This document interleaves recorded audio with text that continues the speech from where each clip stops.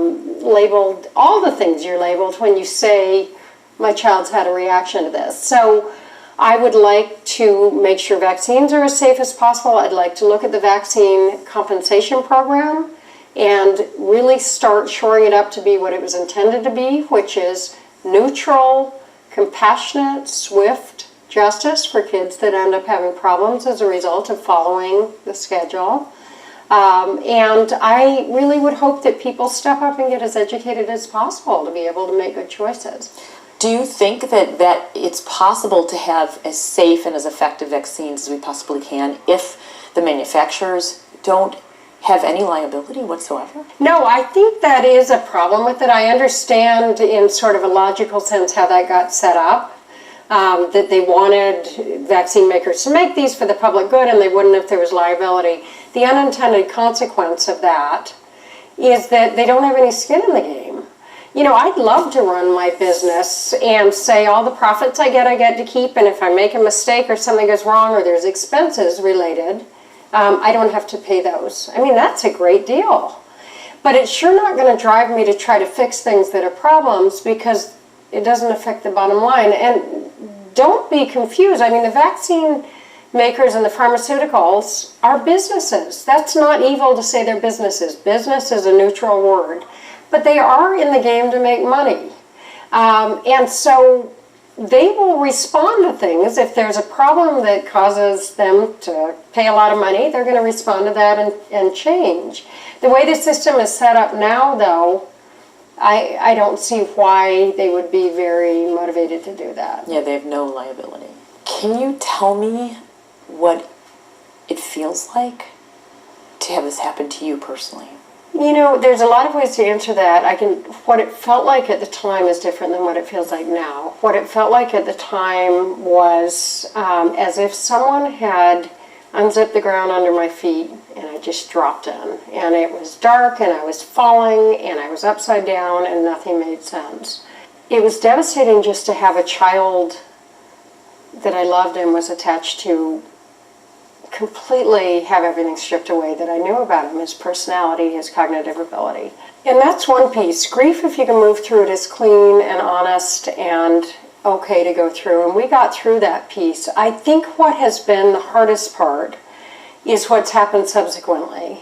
I feel like the most pain that's happened has been relating to trying to get Porter taken care of.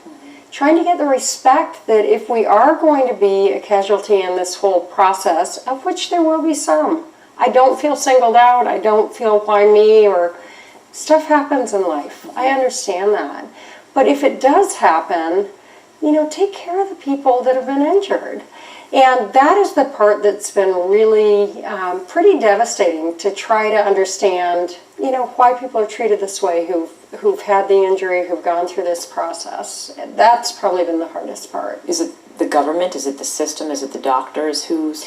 Yeah, you know, I don't think there's like one evil group or person.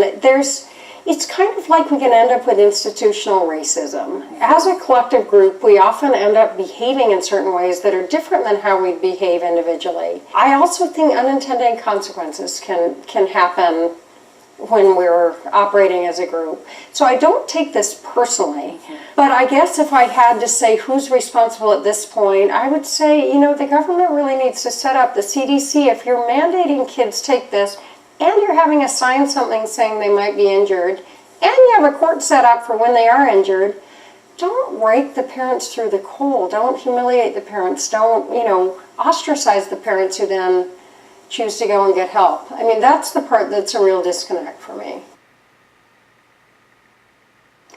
I really hope you enjoyed today's episode. Tomorrow is a big day. We have 5 different presentations for you tomorrow. We start out with Dr. James Chestnut. And Dr. James Chestnut is somebody who cares about evidence-based healthcare. I think you'll find it somewhat enlightening and entertaining also. He's got a great style that I really enjoy. Also, we have Dr. Kelly Brogan. Kelly Brogan was an MIT undergrad, went to Cornell Medical School, and has some incredible views on vaccines that you need to hear. She's also a mom. So with that kind of pedigree in her background and training academically, and also being a mom, There's a combination of factors there that you really want to tune into. Also, I have part 2 of my interview with Sarah G.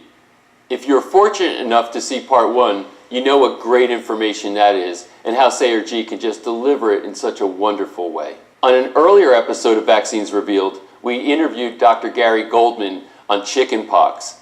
Now see what Dr. Goldman has to say in tomorrow's episode on the flu vaccine. Lastly, tomorrow, we have an interview with MIT senior scientist Dr. Stephanie Seneff. Her views and her calculations about the implications of what's going on with vaccines is something that should disturb anybody who cares about the future of our children.